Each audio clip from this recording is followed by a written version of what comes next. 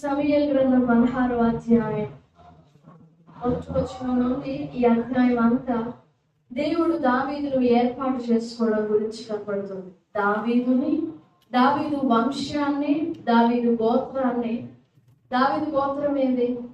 యూదా గోత్రీకుడు దావీదు వచ్చిన తరువాత దేవుడు రకరకాలైన ఆశీర్వాదాలు ఇవ్వడం కనపడుతుంది. నీ సంతతిని 89వ అధ్యాయం, కీర్తనల గ్రంథం 89వ అధ్యాయంలో నా పరిశుద్ధత తోడని నేను ప్రమాణం చేస్తున్నాను అని 37వ వచనం. ఎన్ని వాగ్దానాలు ఉన్నాయో దావీదు పేరట దేవుడు చేసిన వాగ్దానాలు. 89వ అధ్యాయము 37వ వచనం. నా పరిశుద్ధత తోడని నేను ప్రమాణం చేసి తిని దావీదుతో నేను అబద్ధం ఆడను. పైన 33వ వచనం.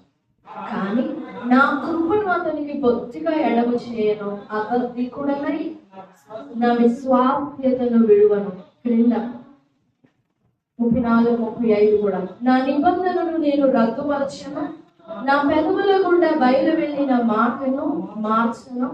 అతని సంతానము శాశ్వతముగా ఉండుననియు, అతని సింహాసనం సూర్యుడున్నంత కాలం నా సన్నిధిని ఉండుననియు, చంద్రుడున్నంత కాలం అది నిలిచిననియు, మింట నుండి సాక్షి నమ్మకముగానున్నట్లు అది స్థిరపరచబడుననియు నా పరిశుద్ధతో తోడని నేను ప్రమాణం చేస్తాను. దావీదు జీవితాన్ని గురించి, దేవుడు దావీదు ఏర్పాటు చేసుకున్న విధం గురించి ఆలోచన చేద్దాం. ఈ వచనాల్లో మనం చదివాం కదా. ఈ మాటలు మరి ఏ వ్యక్తితో కూడా దేవుడు ప్రమాణం చేయాలి. అబ్రహాంతో కూడా చెప్పలేదు. ఈ భూదిగంతముల వరకు నీకు ఇస్తాను, సర్వ అనేకులకు నేను తండ్రిగా చేస్తాను, సముద్ర తీరమందుని ఇసుక రేణువులంత విస్తారంగా నీ సంతానాన్ని విస్తరింపజేస్తాను అన్నాడు. కానీ దావీదుకి ఇచ్చిన వాగ్దానాలు మరి ఏ మనుషులతో చేయలేదు. ఏంటి ఆ వాగ్దానాలు అంటే చదివాం కదా. సూర్యుడు ఉన్నంత కాలం 35వ వచనం. అతని సంతానం శాశ్వతంగా ఉండును, అతని సింహాసనం. కీర్తన 89:35. అతని సింహాసనం సూర్యుడున్నంత కాలం నా సన్నిధిని ఉండును, చంద్రుడున్నంత కాలం అది నిలుచును. మింట నుండి సాక్షి సమూహం, మింట నుండి సాక్షి నమ్మకంగా ఉన్నట్లు అది స్థిరపరచబడును. ఏది? దావీదుకు నేనిచ్చే సింహాసనం. కింద వీటన్నిటిని చెప్పి ఇవన్నీ మాట్లాడి నా పరిశుద్ధత తోడని నేను ప్రమాణం చేసి తిని దావీదుతో నేను అబద్ధం ఆడను. సరే, ఈ దావీదు నిలబడిన తర్వాత, అభిషేకించిన తర్వాత, దావీదును సింహాసనం ఎక్కించిన తర్వాత ఈ వాగ్దానాలన్నీ, నేను నిన్ను కోరుకొని ఉన్నాను, నిన్ను ఏర్పాటు చేసుకున్నాను, నువ్వు నా ఉద్దేశాలన్నీ నెరవేర్చేవాడవు, నా చిత్తమంతా నెరవేర్చేవాడవు, నా ఇష్టానుసారుడవు, నాకు నమ్మకమైన వాడు, నాకు నచ్చిన వాడవు, నేను కోరుకున్న వాడవు అని దావీదుని గురించి చాలా చాలా వచనాలు కనపడతాయి. దావీదు కుమారుడు, పెద్ద కుమారుడు సొలొమోను. ఈ సొలొమోను దగ్గర నుండి దావీదు రాజ్యం 2 ముక్కలు అయిపోయింది. సొలొమోను దాసుడు, సొలొమోను కుమారుడు, అలా 2 ముక్కలు అయిపోయి 2 రాజ్యాలు అయినాయి. 2 గోత్రాలు ఒక రాజ్యం, 10 గోత్రాలు ఒక రాజ్యంగా విడగొట్టబడి విభజింపబడినాయి.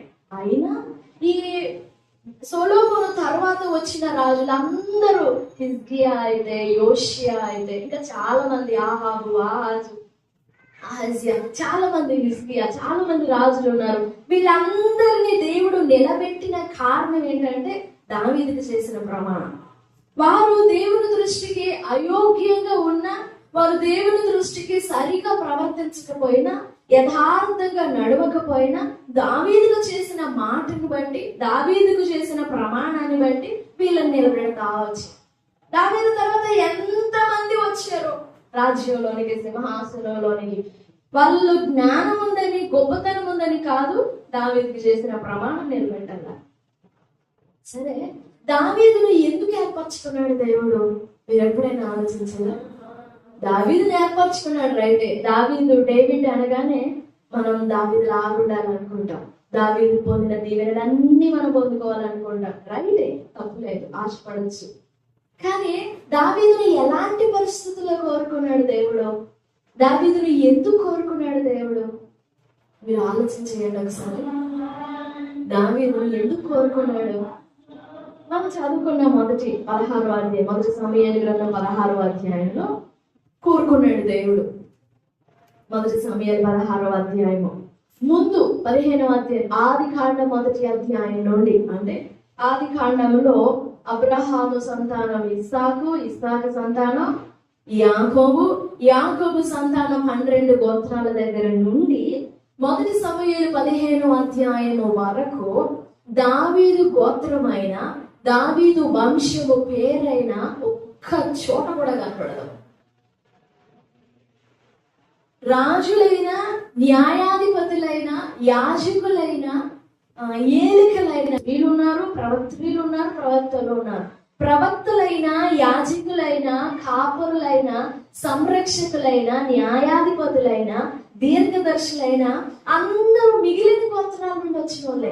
బెన్యామీను గోత్రం నుండి వచ్చారు, ఇంకా నఫ్తాలి గోత్రం నుండి వచ్చారు. బెన్యామీను గోత్రం సౌలుది. ఇంకా అన్ని మిగిలిన గోత్రాలు అన్ని రూబేను గోత్రం నుండి వచ్చారు, లేవి గోత్రం నుండి వచ్చారు. లేవి గోత్రం నుండి మోషే ఉన్నాడు. ఇంకా మిగిలిన గోత్రాలు అన్ని కనపడతాయి. ఆది కాండం నుండి ఇస్సాకు, యాకోబు మొదలుకొని యోసేపు దగ్గర నుండి ఈ మొదటి సమూయేలు గ్రంథం 15వ అధ్యాయం వరకు దావీదు వంశమైన యోధా గోత్రము పేరు కనపడదు. ఎందుకు కనపడదో మనం చూస్తే ఆది కాండం 38వ అధ్యాయము చాలా అపవిత్రమైన కార్యం, దేవుని దృష్టికి అసలే నచ్చని కార్యం. ఇలాంటి యోధా గోత్రానికి చెందిన వాడు దావీదు.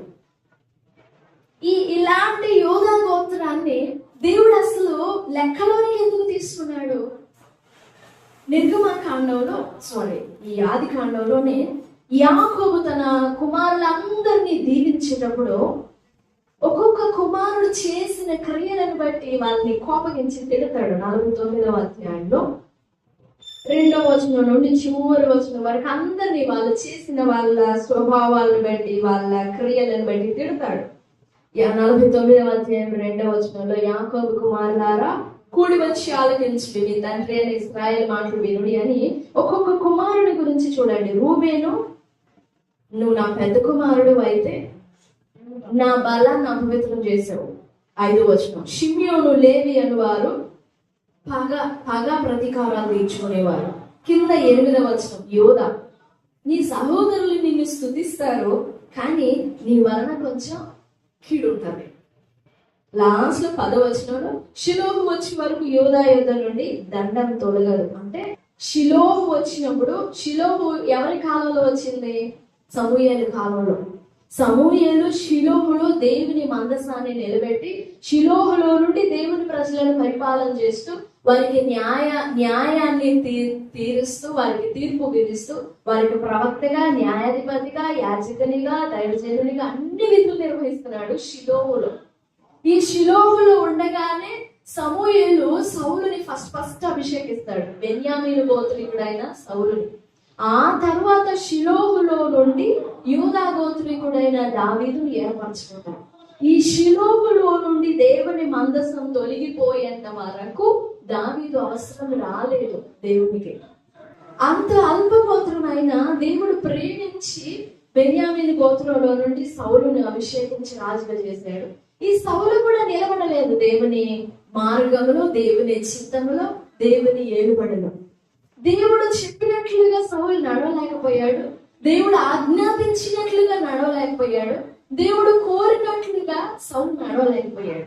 అందుకని దేవుడు సౌలుని తన సింహాసనం మీద నుండి విసిరి పడవేసి ఇంకొక మనుషుని కోసం ఎదురు చూస్తా ఉన్నాడు దేవుడు. అలా తన ఇష్టాన్ని నెరవేర్చే మనిషి ఎవరో, తన ఇష్టాన్ని నెరవేర్చి ఒక గోత్రీకుని, గోత్రకర్తని ఈ సింహాసనం మీద నిలబెట్టాలి. దేవుని స్వాస్థ్యం ఇశ్రాయేలీయులు, దేవుని ప్రాణ ప్రియమైన ప్రజలు ఇశ్రాయేలీయులు. కానీ దావీదును ఎంచుకునేంత వరకు, దావీదును కోరుకునేంత వరకు ఆ గోత్రము ఎంత ఎన్నిక లేనిదిగా, బలహీనమైనదిగా, అల్పమైనదిగా, చెప్పుకోదగ్గ పేరు లేదు యూదా గోత్రానికి. ఆ గోత్రాన్ని నిలబెడుతుంది. ఒకవేళ తామారు గనుక చరిత్రలోనికి రాకపోయి ఉంటే యూదా గోత్రపు పేరు నిలబడేది కాదు. కానీ పురాతన కాలం నుండి దేవుని ఏర్పాటేమో, నేను నా కుమారుడైన యేసు ప్రభువుని, నా కుమారుని, నా అద్వితీయ కుమారుని పలానా యూదా గోత్రం నుండి తీసుకురావాలనేది దేవుని ప్లాన్, దేవుని ఉద్దేశం, దేవుని చిత్తం, దేవుని ప్రణాళిక. అయితే యోధా ఇవేవి గ్రహించక అల్పకాల పాప భోగాన్ని ప్రేమించి తన గోత్రాన్ని, తన వంశాన్ని, తన బీజాన్ని అపవిత్రపరిచేసాడు. తన బీజాన్ని నాశనం చేసేసుకున్నాడు. తన చేతుల దాన్ని చెడగొట్టేసుకున్నాడు యోధా. అప్పటి నుండి 1 సమూయేలు 15వ అధ్యాయం వరకు యోధా గోత్రం పేరు ఎక్కడైనా వినపడదు. సరే, దేవుడు దావీదును ఎలా ఏర్పాటు చేసుకున్నాడు, ఎలా కోరుకున్నాడు?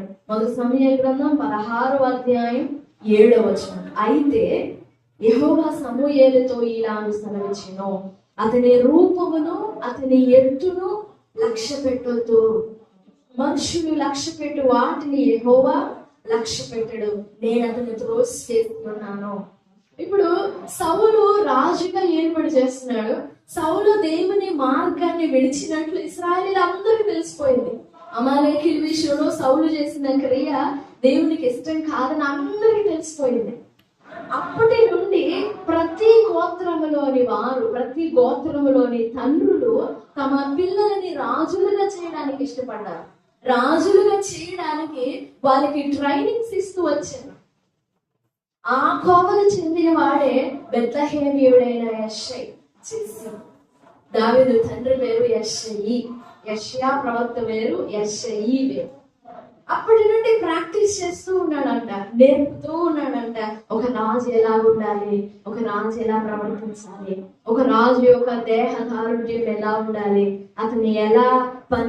అతని పనితీరు ఎలా ఉండాలి, అతని ఆలోచన విధానం ఎలా ఉండాలని ఈ యెషయే కాదు, మిగిలిన గోత్రాల వాళ్ళందరూ కూడా సిద్ధపడుతున్నారు. ఎట్లాగో సౌలు దిగిపోతాడు, సౌలు తర్వాత మేము వెళ్ళాలి, మా వంశీకులు వెళ్ళాలి, మా గోత్రికులు వెళ్ళాలి. చాలా ప్రయాసపడుతూ ఉన్నారు. ఆ తర్వాత దేవుడు సౌలు మీద చాలా కోపగించి, సౌలు దేవునికి దృష్టికి అవివేకమైన పని చేసి లాస్ట్ 15వ అధ్యాయంలో అమాలేకీయులను చంపకుండా కాపాడిన ఆ టైంలో దేవుని కోపము ఎక్కువగా రగులుకొని దేవుడు ఆ దెబ్బతో సౌలు సింహాసనం మీద తొలగించేస్తాడు. అంటే ఆల్రెడీ బాహ్యంగా శారీరకంగా సింహాసనం మీద కూర్చున్నాడు సౌలు సింహాసనం మీద కూర్చుండగానే సమూయేలుతో చెప్తాడు, నీవు లేచి నీ కొమ్మును తైలంతో నింపుకొని పలానా బెత్లెహేమ్ అనే ఊరుకు వెళ్ళు. అప్పటి వరకు బెత్లెహేమ్ అనే ఊరు ఎక్కడ ఉంటుందో తెలియదు, అందులో ఎవరు ఉంటారో తెలియదు. పలానా బెత్లెహేమ్ అనే ఊరుకు వెళ్ళు. ఆ బెత్లెహేములో యెషై అనే ఒకడు ఉన్నాడు. ఆ యెషై కుమారులలో ఒకరిని నేను కోరుకొని ఉన్నాను, అతన్ని నువ్వు అభిషేకించాలి. సమూయేలు వెళ్ళి ఆ బెత్లెహేమునకు వెళ్ళి యెషయిని అతని కుమారులందరినీ సమూయేలే దగ్గరుండి శుద్ధి చేసి వారందరినీ బలి కోసం సిద్ధం చేస్తాడు. బలి అర్పించి, వాళ్ళని కాదు, దేవుని సమాధానపరచడానికి ఒక బలిని రెడీ చేస్తాడు. ఆ బలిని రెడీ చేసినప్పుడు సమూయేలు అడుగుతాడు, ఇదిగో నీ కుమారులందరినీ వరుసగా నిలబెట్టు, వీరిలో ఒకరిని దేవుడు ఈ రోజు కోరుకోబోతున్నాడు. అందుకంటే యెషై చాలా సంతోషపడి, ఎవ్వరికి లేని భాగ్యం నా కుటుంబానికి వచ్చింది, నా గోత్రానికి వచ్చింది అని సంతోషపడి మొత్తాన్ని వరుసగా నిలబెట్టాడంట. అందరినీ ఎప్పటి నుంచో రెడీ చేశాడుగా, రాజులుగా తయారు చేయాలని. మంచి ఎత్తుగా ఉండిన, లావుగా, కలర్ జ్ఞానం కలిగిన వాళ్ళందరినీ లైన్ లో నిలిచిపెట్టి దావీదుకు ఒక మాట అయినా చెప్పలేదంట. ఇప్పుడు సేవకుడు అనబడిన వాడు, దైవజనుడు అనబడిన వాడు బలి అర్పించడానికి, కుటుంబంతో కలిసి సంతోషించడానికి వచ్చాడు అని అంటే కుటుంబంలోని కుమారులందరినీ పిలవాలిగా. ఆ కుమారుని పిలవడానికి యెషై ఇష్టపడలా. వాడు ఎందుకు వస్తాడు, గొర్రెలు కాసుకుంటా ఉన్నాడు. ఆ వాసన, ఆ బుద్ధి వాళ్ళకు ఎలా ఉంటుంది? గొర్రెలు కాసుకునే వాళ్ళ భాష ఎట్లా ఉంటుంది? వాళ్ళని తీసుకొని సింహాసనం ఎక్కిస్తే ఆ సింహాసనానికే విలువ లేకుండా చేస్తారు. అలా అనుకున్నాడేమో యెషై. మరి వాడు ఎందుకు పనికి వస్తాడు, కడసారి వాడు ఉన్నాడు అని అంటాడు. ఎక్కడో ఉన్నాడు కడసారి వాడు. ఏది పర్టికులర్ గా సమూయేలు అడిగేంత వరకు చెప్పలా, నాకు ఇంకో కుమారుడు ఉన్నాడని. అంటే యెషై దృష్టిలో ఈ ఎత్తుగా పొడవుగా ఉండిన వీళ్ళే రాజులు అవుతారు అనుకున్నాడు. వరుసగా వచ్చి నిల్చున్నారు. ఏలియాబు, యెహోయాదాబు, ఇంకా ఏడుగురు, ఏలియాబు, వీళ్ళందరూ వరుసగా, షిమ్మి, సెరూయా, వీళ్ళందరూ నిల్చుని ఉన్నారు వరుసగా. కానీ దేవుడు అంటున్నాడు, నేను ఇతన్ని కోరుకోలేదు.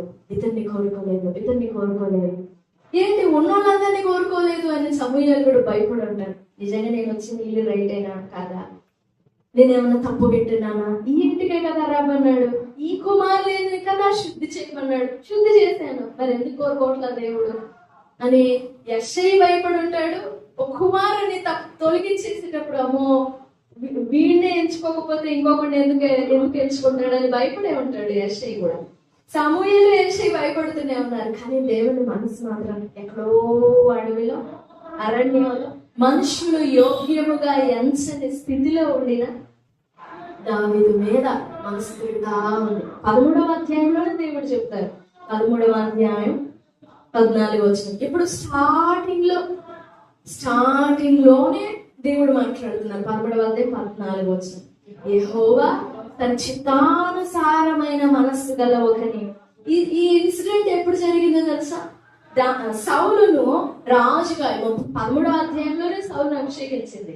సౌలును అభిషేకించి ఈ అభిషేకము సౌలు సింహాసనం మీద కూర్చున్నాడు అని ఎప్పుడు తీరుతుంది, ఎప్పుడు ఆ సింహాసనం స్టార్ట్ అవుతుంది అని అంటే, ఈ సౌలు సింహాసనం మీద కూర్చోగా ప్రవక్త అయిన యాజకుడైన సమూయేలు వచ్చి 7 రోజులు బలులు అర్పించాలి. 7వ రోజున బలి అర్పించాలి. ఆ బలి అర్పించిన తరువాత ఇక సౌలు రాజు అయిపోతాడు. జస్ట్ సెలెక్ట్ అయ్యాడు అంతే. ఇంకా రాజు అవ్వల, సింహాసనం మీద కూర్చున్నాడు జస్ట్ పేరుకే, ఇంకా రాజు అయిపోలేదు. ఎప్పుడు రాజు అవుతాడంటే ఆ బలి అర్పించిన తర్వాత. ఈ 7 రోజులు నువ్వు ఆగు, 7వ రోజున నేను వచ్చి బలి అర్పిస్తాను. ఈ బలి అర్పించడంతో ఇక నీ పట్టాభిషేకం సంపూర్ణమైపోతుంది. ఓకే, 7 రోజుల తర్వాత నేను వచ్చి బలి అర్పిస్తాను. బలి అర్పించిన తర్వాత, ఆ బలిని దేవుడు ఆగ్రానించిన తరువాత ఇక సౌలు పట్టాభిషేకం సంపూర్ణమైపోతుంది. అప్పుడు సౌలుని రాజు అనొచ్చు. సౌలు ముందు రాజైనా అనే పేరు యాడ్ చేయొచ్చు. అప్పటి వరకు సౌలుని రాజు అనకూడదు. సరే, సమూయేలు సౌలుకి చెప్పి 7 రోజులు నువ్వు వేచి 7వ రోజున నేను వచ్చి బలి అర్పిస్తాను అని అంటే, రాజు అవ్వబోతున్నాడు కదా. పేరు వచ్చింది సౌలు అని, గోత్రం పేరు వచ్చింది, ఇంటి పేరు వచ్చింది, కీషు కుమారుడైన సౌలు అని పేరు వచ్చింది. అంతా అయిపోయింది. జస్ట్ ఇంకా బలి అర్పిస్తే రాజు అయిపోతాడు. జస్ట్ సెలక్షన్స్ వరకే అయినాయి, ఇంకా మెయిన్ అవ్వలేదు. సెలక్షన్స్ వరకే అయినాయి. సింహాసనం అట్లా రెడీగా ఉంది, కిరీటం పడలేదు, ఇంకా మీరు పడలేదు, అభిషేకం కూడా ఇంకా రాలేదు. ఇక జస్ట్ ఆ బలి అర్పిస్తే అయిపోతుంది.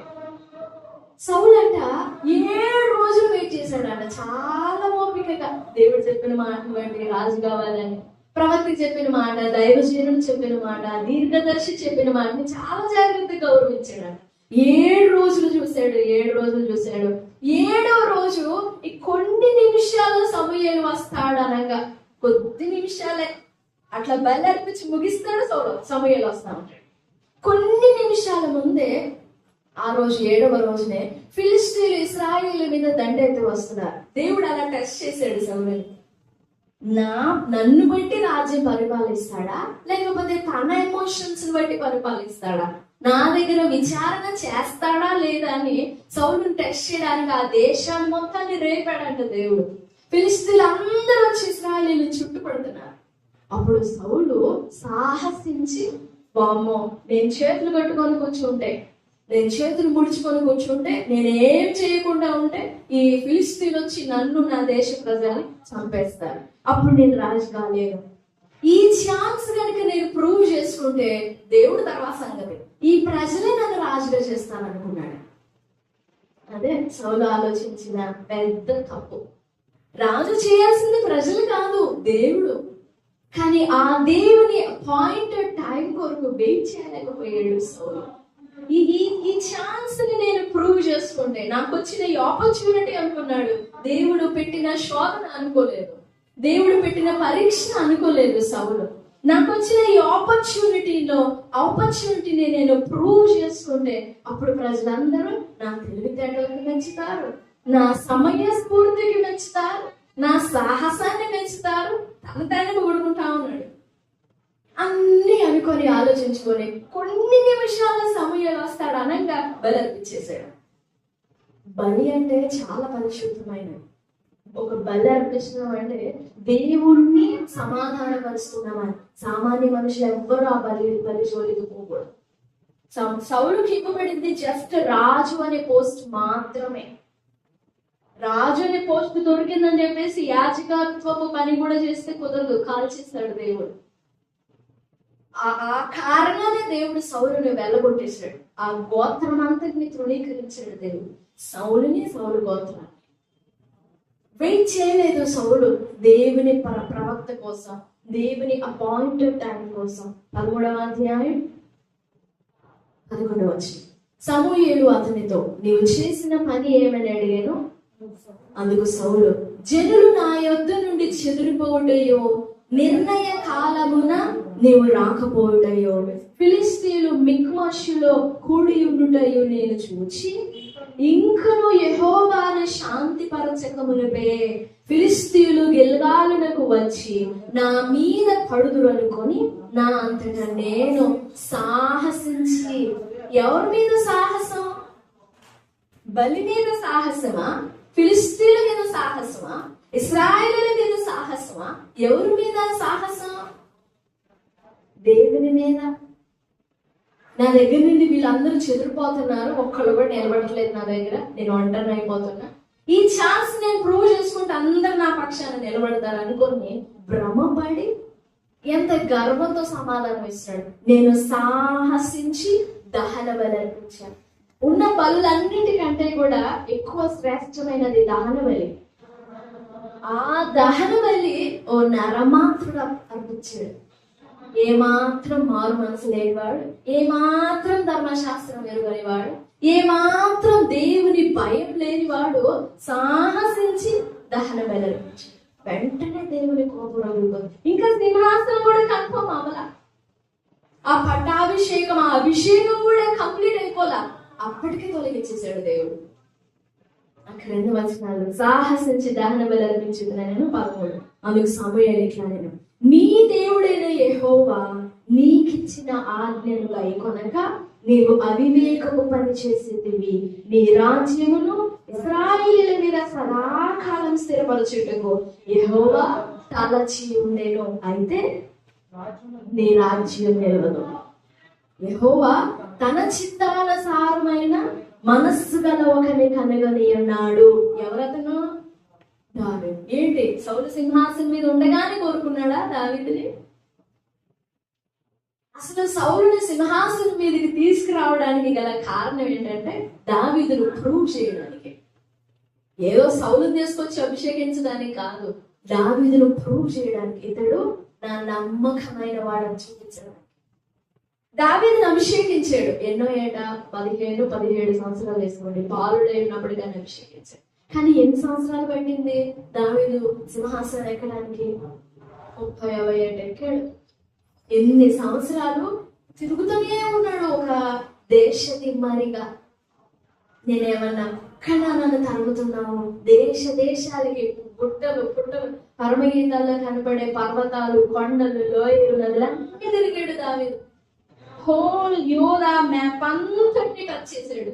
దావీదు కాలినాడు కదా, అప్పుడు కారు లేదు, ఫ్లైట్లు లేవు, అంత కాలినాడు పరిగెత్తాడు. ఎందుకు? అభిషేకం తల మీద ఉండి పరిగెత్తాడు దావీదు. దావీదుకి డౌట్ వచ్చింది కదా, నిజంగా దేవుని అభిషేకం నా మీద ఉంటే నాకు ఎందుకు రావాలి ఇంత శ్రమ? నేనెందుకు తరం పడాలి? యెహోవా నామమున నేను శాసిస్తే ఈ శ్రమ ఆగిపోదా? కానీ అలా ఎప్పుడు అనుకోలేదు దావీదు. ఎందుకంటే దేవుని హృదయానుసారం, ఇష్టానుసారుడు అనే మాట దగ్గర ఇంగ్లీష్ లో ఉంటుంది, is a man after my heart. అంటే నా హృదయం, దానికి ఎలా ట్రాన్స్లేట్ చేయాలి? మ్యాన్ ఆఫ్టర్ మై హార్ట్ తెలియదు. Is a man after my, నా హృదయం తర్వాత హృదయం అంటే కాదు. నా భావంలో నేను అనుకునేది ఏంటంటే నా హృదయము అతని హృదయము రెండు లింక్ అయిపోయాయి.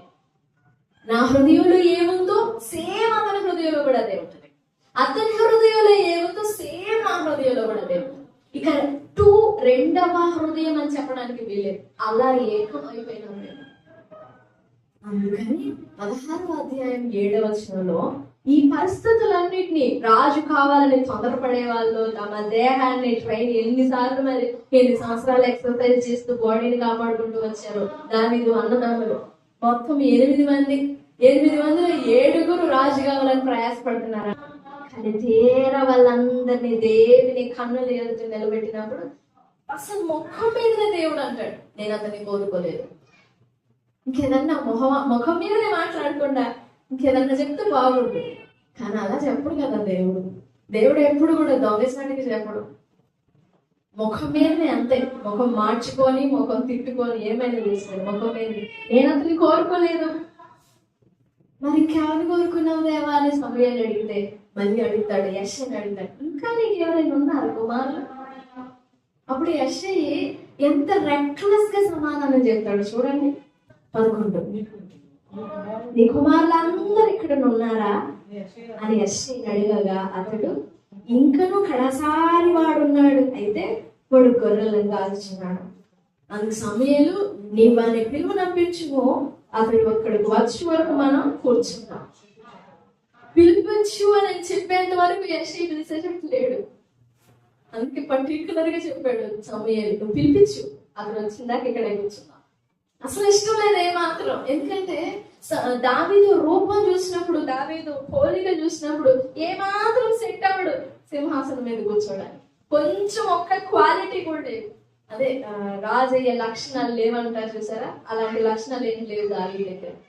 అందుకే నమ్మబుద్ధి కాలా యెషయి. సొంత తండ్రికే నమ్మబుద్ధి కాలేదు. తండ్రి నమ్మలేకపోయాడు దావీదుని. కానీ దేవుడు చూస్తూ ఉన్నాడు. దేవుని హృదయం ఉంది అంట దావీదు మీద. వచ్చేంత వరకు ఎంత ఆత్రతతో సమూయేలు కనిపెట్టినాడు. 12-13 వచనాలు. అతడు వాని పిలువ నంపించి లోపలికి తోడుకొని వచ్చును. అతడు ఎర్రని వాడును, చక్కని నేత్రములు గలవాడును, చూచుటకు సుందరమైన వాడు. ఇదే ఇంట్రొడక్షన్ మిగిలిన అన్నదమ్ములో కూడా ఉంది. ఒట్టి దావీదుకే కాదు, సేమ్ ఇంట్రొడక్షన్. ఆ ఎర్రని వాడు, చక్కని నేత్రాలు గలవాడు, సుందరుడు, రూపవంతుడు అన్ని అన్నదమ్ములు కూడా ఉంది. అతడు రాగానే నేను కోరుకున్న వాడితడే, నీవు లేచి వాడిని అభిషేకించు. సమూయేలు తైలపు కొమ్మును తీసి వాని సహోదరుల ఎదుట వానికి అభిషేకం చేశాడు. నాట నుండి యెహోవా ఆత్మ దావీదు మీదకి బలముగా వచ్చిన. అంతే దావీదు జీవితము. దావీదు యోధా గోత్రాన్ని, చెడిపోయిన అపవిత్రపరచబడిన యోధా గోత్రాన్ని అలా నిలబెట్టాడు. అట్లా అభిషేకం, ఆ తైలము అలా పోయడమే ఆలస్యం. ఆ కొమ్ముని దావీదు తల మీద పోయడమే ఆలస్యం. దేవుని ఆత్మ దూరంగా ఉండలేకపోయారంట దావీదు. పరుగిన వెంటనే ఆ నాటి నుండి యెహోవా ఆత్మ దావీదు వచ్చి బలంగా దావీదు నింపేశాడు. ఈ దేవుని ఆత్మ ప్లస్ అభిషేకం కలిగిన వాడే కొన్ని సంవత్సరాలు వెయిట్ చేశాడు దావీదు.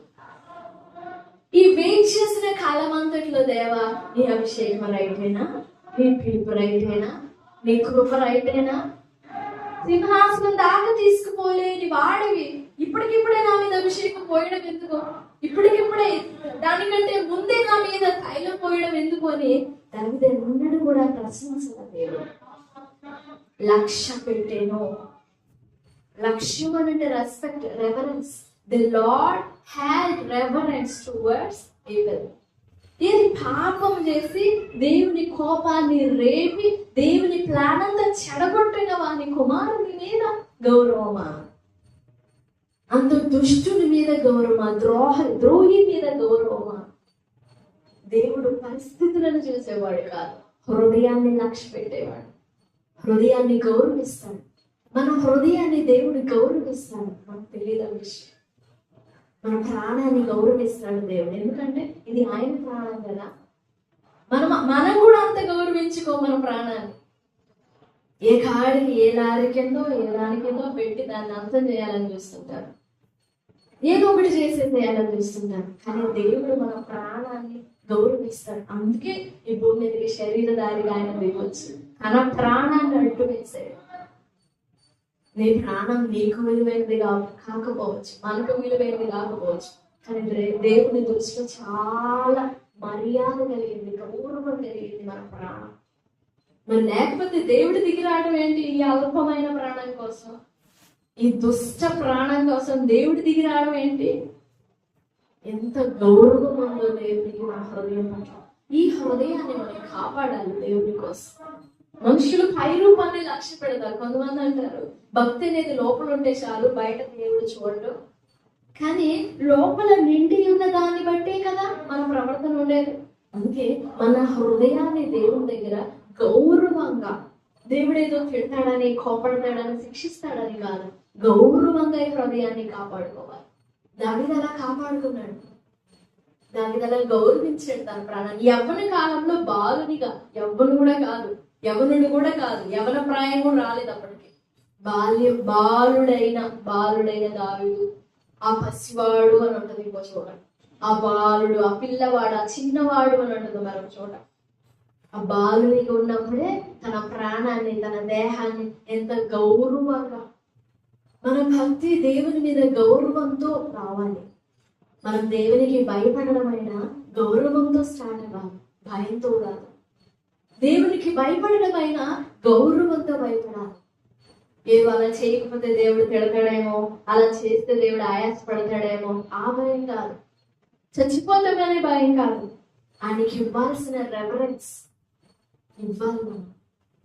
దావీదు అలా చేశాడు. అందుకే చెదరిపోయిన ఆ గోత్రాన్ని బాలుడైన దావీదు పైకెత్తి నిలబెట్టాడు. ఆ గోత్రానికి దేవుడిచ్చిన ప్రమాణం ఏంటి? సూర్యుడున్నంత కాలం, చంద్రుడున్నంత కాలం, మింటనున్న సాక్షి నమ్మకంగా ఉన్నట్లు నేను దాన్ని స్థిరపరుస్తాను.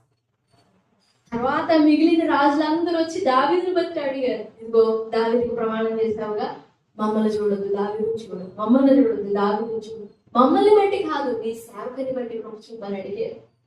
కృప వచ్చింది దావీదు వల్ల, వాళ్ళ క్రియలను బట్టి కాదు. సింహాసనం వాళ్ళు ఎక్కగలిగింది దావీదు వలన. వారి జ్ఞానమో, వారి బుద్ధియో, వారి అండ బలాన్ని బట్టియో కాదు. ఎంత దీవెన కాలగడిగాడు దావీదు. ఇవే కాల సమయంలో దావీదు గురించి ఎన్నో విషయాలు విన్నామా. దావీదు వల్లే మన హృదయాన్ని దేవుడు లక్ష్య పెట్టాలి. మన పరిస్థితులు ఏవైనా, రూపం ఎటువంటిదైనా, మన ఎలాంటి క్రియలు, ఎలాంటి పరిస్థితులు, నిజంగా మన హృదయాన్ని దేవుడు లక్ష్య పెట్టగలడా, గౌరవిస్తాడా? మనల్ని చూడగానే మన హృదయం కనపడిద్దాయి. మన తల, మన జుట్టు, మన ముఖం, మన కళ్ళు, ముక్కు పోలికలు ఇవేం కనపడవు దేవుడికి. మనల్ని చూడగానే మన హృదయం కనపడుతుంది.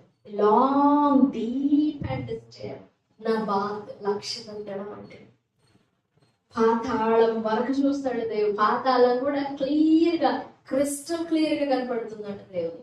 మనం ఆకాశం వైపు చూస్తే అప్పుడు మేఘాలే కనపడుతున్నాం, కానీ అందులో లోపల సమస్తం కనపడుతుందంట దేవుడు.